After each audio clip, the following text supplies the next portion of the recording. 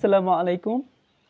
কোষ বিভাজন ২ নম্বর ক্লাসে তোমাদের সবাইকে স্বাগতম। আশা রাখছি তোমরা সবাই ভালো আছো। মাইটোসিস বা সমীকরণিক কোষ বিভাজন নিয়ে আজকের মেইনলি ক্লাসটা নেওয়া। এখানে মাইটোসিস মানেটা কি? আমাদের মাইটোসিস মানেটা আগে বুঝতে হবে যে মাইটোসিস বা হচ্ছে ইকুয়েশনাল সেল ডিভিশন। ওকে, তো এখানের মধ্যে দুটি ব্যাপার আছে, একটা হচ্ছে ক্যারিওকাইনেসিস, একটা হচ্ছে সাইটোকাইনেসিস। তো ক্যারিওকাইনেসিস মানে কি? নিউক্লিয়াসের বিভাজন। সাইটোপ্লাজমের বিভাজনকে কি বলবে তাহলে? সাইটোকাইনেসিস বলবে, রাইট? এখানে যে মাইটোসিস, এখানে একটা বিষয় হচ্ছে যে নিউক্লিয়াস বা ক্রোমোজোম উভয় কিন্তু একবার বিভাজিত হয়। বা যে আমি এখানে যদি মাইটোসিসের সেল সংজ্ঞাটা বা ডেফিনেশনটা যদি বলি, তাহলে যে কোষ বিভাজন প্রক্রিয়ায় একটি প্রকৃত কোষের নিউক্লিয়াস ও ক্রোমোজোম উভয় একবার বিভক্ত হয় তাই মাইটোসিস কোষ বিভাজন। ঠিক আছে, অন্যভাবে যে কোষ বিভাজন একটি দেহকোষের নিউক্লিয়াস বিভাজিত হয়ে সম আকৃতির ও সমগুণ সম্পন্ন দুটি অপত্য নিউক্লিয়াসের সৃষ্টি হয় বা পরিণত হয় তাকে কি বলা হয়? মাইটোসিস বলা হয়। বিষয়টা হচ্ছে এমনটাই, যদি এখানে একটা সেল থাকে, এই সেলের পরিমাণ যদি হয় যে দিলাম হচ্ছে 23, যে আমাদের ক্রোমোজোম থাকে যে 23 জোড়া, তো এখানে আমি 23 জোড়া ক্রোমোজোম লিখলাম। তো 23 এটা যদি বিভাজিত হয়ে ঠিক সমসংখ্যক সমগুণ সম্পন্ন, তাহলে এই বিষয়টা দ্বারা হচ্ছে 1123, এরপর হচ্ছে 1123। তাহলে এটা প্রসেসের নামটা কি?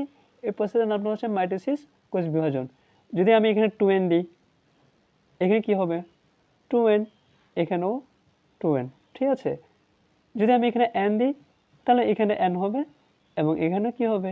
n হবে, যদিও বা এটা সচরাচর হয় না। তো বিষয়টা হচ্ছে মাতৃকোষ থেকে সমসংখ্যক সমগুণ সম্পন্ন দুটি অবত্য কোষের সৃষ্টি হয়, সেটা হচ্ছে কি? মাইটোসিস বা সমীকরণিক বা ইকুয়েশনাল সেল ডিভিশন। ঠিক আছে, এখন এখানে যে সায়েন্টিস্টকে স্লাইকার, ইনি কি করেন? ইনি একটা কাজ করেন, সেটা হচ্ছে যে নিউক্লিয়াসের প্রথম একটা নিউক্লিয়াস এই বিভাজন তো প্রথম দেখতে পাই। নিউক্লিয়াসের এর যে বিভাজন, মাইটোসিস বিভাজন, সেটি প্রথম দেখতে পান কে? স্লাইকার। তাই এর নাম কি দেন? ক্যারিওকাইনেসিস। কি দেন? ক্যারিওকাইনেসিস। বিষয়টা হচ্ছে যে মাইটোসিস সেল ডিভিশন বা সমীকরণিক কোষ বিভাজন প্রথম নিউক্লিয়াসে দেখতে পান কে? স্লাইকার। নাম কি দেন? ক্যারিওকাইনেসিস। এরপরে ওয়াল্টার ফ্লেমিং, কে? Walter Flemming. ওয়াল্টার ফ্লেমিং একটি কাজ করেন, সেটি কি করেন যে উনি এই যে মাইটোসিস কোষ বিভাজন যেটা আছে, এই পূর্ণ বিভাজনকে মাইটোসিস নামে অভিহিত করেন। তো ইনি কি নাম দেন? মাইটোসিস। তো ক্যারিওকাইনেসিস কে দেন? স্লাইকার। মাইটোসিস কে দেন? Walter Flemming. এ দুটো বোঝা যাচ্ছে। কোশ্চেন হচ্ছে যে মাইটোসিস কোথায় কোথায় ঘটে, বা আরেকটা কোশ্চেন হচ্ছে যে এটাকে আসলে যে ইকুয়েশনাল বা সমীকরণিক কোষ বিভাজন বলা হয় কেন? সিম্পল বিষয় যে এখানে সমগুণ সম্বন্ধে দুটি ভাগে ভাগ হচ্ছে, যে দুটির ক্রোমোজোম সংখ্যা সমান, মাতৃকোষের ক্রোমোজোমের সংখ্যা সমান, তাই। তো একটু সাজিয়ে লিখবো আমরা। তো মাইটোসিস কোথায় কোথায় ঘটে? মাইটোসিস প্রাণী ও উদ্ভিদের বিভাজন ক্ষমতা সম্পন্ন দৈহিক কোষে ঘটে। যেমন কি উদ্ভিদের কাণ্ড আছে, শাখা প্রশাখা শীর্ষ আছে, মূলের বর্ধিষ্ণু শীর্ষ, ক্যাম্বিয়াম অঞ্চলে কি হয়? মাইটোসিস হয়ে থাকে। জীবদেহে কোথায়? জীবদেহের প্রত্যেকটা অঙ্গ প্রত্যঙ্গ। যেমন আমি একটা জীব, আমার প্রাণ আছে, তার মানে আমার কোথায় হবে? আমার হাতে, পায়ে, ওভারঅল প্রত্যেকটা অঙ্গ প্রত্যঙ্গে হবে। যদি একটা গাছের কথা চিন্তা করি, গাছের শিকড় থেকে শুরু করে প্রত্যেকটা ঢালপালা, প্রত্যেকটা জায়গায়, প্রত্যেকটা অঙ্গ প্রত্যঙ্গে কি হবে? মাইটোসিস হবে। তো মাইটোসিস কি হবে? জীবদেহের প্রত্যেকটা অঙ্গ প্রত্যঙ্গে হবে। আর উদ্ভিদের কোথায়? কাণ্ডে, শাখা বা প্রশাখা শীর্ষে, মূলের বর্ধিষ্ণু শীর্ষে, ক্যাম্বিয়ামে। আমি কয়েকটা লিখে দিচ্ছি। প্রথমে লিখলাম ক্যাম্বিয়াম, এরপর হচ্ছে যে উদ্ভিদের কাণ্ড, উদ্ভিদের কাণ্ড, আর হচ্ছে শাখা প্রশাখা, শীর্ষ। আর কোথায়? এরপর হচ্ছে মূলের বর্ধিষ্ণু। মূল কাণ্ডের কথা বললাম, এখন মূলের কথা বলবো যে মূলে বর্ধিষ্ণু। বর্ধিষ্ণু মানে হচ্ছে যেটা বাড়তে থাকে সেটি শীর্ষে হবে। এই তিনটা জায়গায় মেনলি কি ঘটে? মাইটোসিস ঘটে। তো এখানে মাইটোসিস ঘটে না, তাহলে কোথায়? মাইটোসিস ঘটে না তোমার জনন মাতৃকোষে, এটা তো ঘটে, ঠিক আছে, এটা ঘটে। তো কোথায় কোথায় ঘটে না? মাইটোসিস ঘটে না। কোথায় ঘটে না? চলো, এটি জনন মাতৃকোষে। কোথায়? জনন মাতৃকোষে ঘটবে না। আরেকটা হচ্ছে জনন কোষে। আরেকটা কোথায়? জনন কোষে। তো এখানে কি হবে তাহলে? যদি মাইটোসিস না হয় তাহলে কি হবে? অফকোর্স কি হবে? মিউসিস হবে। এবং মাইটোসিসের বিভিন্ন বৈশিষ্ট্য থাকে, আমরা বৈশিষ্ট্যগুলো শিখে থাকবো। ঠিক সেম যে সমসংখ্যক, সম আয়তন, সমগুণ সম্পন্ন, একই থেকে দুটি হয়, ওভারঅল এটাই। এবারে কোষচক্র ও ইন্টারফেস আছে। কোষচক্র যেটাই আছে, তো কোষচক্র সম্পর্কে কিন্তু সিকিউ আসে একাডেমিকে, যে কোষচক্র আর ইন্টারফেস, এখান থেকে হেভি এমসিকিউ হয় কিন্তু। তো এটা আমাদের অনেক ভালো মতো পড়তে হবে। তো এখানে যে কোষচক্র আছে, তো কোষচক্র কাকে বলে? একটি কোষ যখন সৃষ্টি হয়, যখন বৃদ্ধি হয়, পরবর্তীতে কী বিভাজন হবে না হবে, এই তিনটি কাজ যে চক্রের মাধ্যমে সম্পন্ন হয় সেটা হচ্ছে কোষচক্র বা সেল সাইকেল। মানে এটা কী দাঁড়ালো? এটির কোথায় সৃষ্টি হয়, এটার কি কোথায় সৃষ্টি, এরপর হচ্ছে যে এর বৃদ্ধি, এরপর হচ্ছে কী বিভাজন হয়, পরবর্তীতে কী বিভাজন হয়, এই তিনটি কাজ নিয়ে যে চক্র গঠন হয় সেটি হচ্ছে কোষচক্র। তো হাওয়ার্ড আর প্যালক সাহেব এই চক্রের প্রস্তাব দেন, দুইজন সায়েন্টিস্ট, একটা হচ্ছে হাওয়ার্ড, একটা হচ্ছে প্যালক। আর একটা কথা হচ্ছে যে কিছু মানে কোষ আছে যারা দ্রুত বিভাজন হয়। দ্রুত বিভাজন হয় কোনগুলা? দ্রুত বিভাজন হয় এমসিকিউর জন্য এটা মেইন ইম্পর্টেন্ট। একটি হচ্ছে যে ভ্রূণ, এরপর হচ্ছে কোষ, মূল, কাণ্ড, শীর্ষ বা মেরিস্টেম।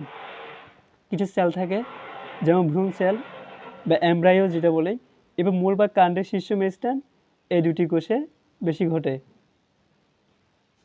কী কী বললাম? একটি হচ্ছে কি ভ্রূণ সেল বা ভ্রূণ কোষ, এরপর হচ্ছে মূল, কাণ্ড হবে মূল, কাণ্ড, কাণ্ডের শীর্ষ মেরিস্টেম। মেরিস্টেম মানে হচ্ছে যেটি বিভাজিত হয়। এখানে কি হবে? দ্রুত বিভাজিত হবে। কিছু কিছু কোষ থাকে যেগুলো কখনো বিভক্ত হয় না, বিভাজিত হবে না। এগুলো কোনগুলা? পূর্ণাঙ্গ লাল কোষ। এটা মানে কি? যে পূর্ণাঙ্গ লাল রক্তকোষ লিখলাম, এটা মেনলি হচ্ছে আরবিসি বোঝায়। এরপর হচ্ছে পেশি কোষ, এরপর স্নায়ু কোষ। স্নায়ু কোষ যদি বিভাজিত হয় তাহলে আমাদের মাথায় এটা অনেক বড় হয়ে যেত কিন্তু। এরপর উদ্ভিদের কিছু স্থায়ী কোষ থাকে যেগুলো কখনো বিভাজিত হয় না। তার মানে আমরা কি বুঝলাম? যে স্থায়ী কোষ যেগুলো থাকে এগুলো বিভাজিত হয় না, আর ভাজক কোষ বিভাজিত হয়। ঠিক আছে? তো কোষচক্রে কিন্তু যে কথা বললাম, কোষচক্রের দুটি ধাপ আছে। একটি হচ্ছে এমফেস, কোষ বিভাজনের অবস্থা যেটি বা মাইটোসিস। তো দুটি এম ফেজের, দুটি মাইটোটিক ফেজের মধ্যবর্তী অবস্থানকে বা অভিভাজন, যেখানে কোনো বিভাজিত হয় না, তাকে কি বলা হয়? ইন্টারফেস বলা হয়। তো ইন্টারফেস, যে কোষচক্রের যে একটা পার্ট সেটা হচ্ছে কি ইন্টারফেস। এটা মানে কি যে জায়গায়, সিম্পল কথা হচ্ছে কোষ বিভাজিত হবে না, কোষ বিভাজিত হবে না সেটা হচ্ছে কি ইন্টারফেস।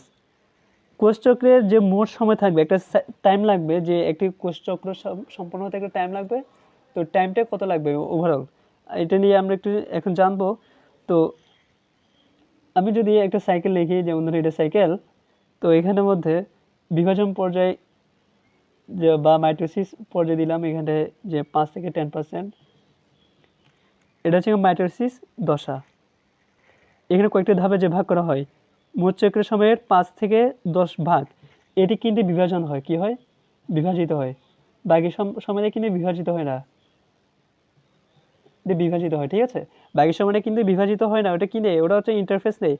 তো 5 থেকে 10% যদি বিভাজিত হয় তো বাকি কত থাকে, যে 90 থেকে 95%, এটা হচ্ছে তোমার কি হয়, ইন্টারফেস দশে থাকে। তো ইন্টারফেস দশের মধ্যে 3 ভাগে থাকে, একটা হচ্ছে G1, একটা হচ্ছে G2, G2 এই পাশে, একটা হচ্ছে G1, G2, এই 3টে ফেজে হচ্ছে কি ইন্টারফেস, ঠিক আছে। এই 3টে ফেজের মধ্যে আলাদা আলাদা পার্ট থাকবে, যেমন ধরো এখানে থাকবে হচ্ছে 30 থেকে কত পার্সেন্ট, 40%। দশে কত থাকবে, 30 থেকে 50%। এরপর G2 যেটা আছে, এখান থেকে কত থাকবে, 10 থেকে 12%। তাই আমরা মনে রাখবো কেমনে, এটা G1 মানে আমরা মনে রাখবো 34, 3 4, কেন মনে রাখবো 34 দিয়ে, ঠিক আছে। এটা কত দিয়ে মনে রাখবো, 35। এটা কত দিয়ে মনে রাখবো, 12, G2 12, মনে থাকবে তো।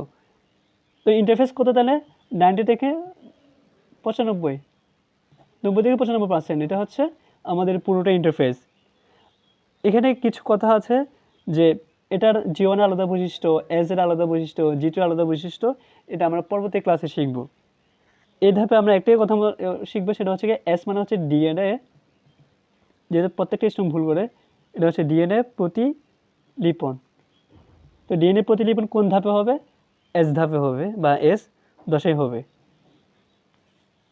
ওকে, আজকে ইদুর থাক, আগামী ক্লাসে আমরা বাকি G1 phase, G2 phase, S phase, mainly ইন্টারফেসের প্রত্যেকটা ধাপ নিয়ে আলোচনা করব।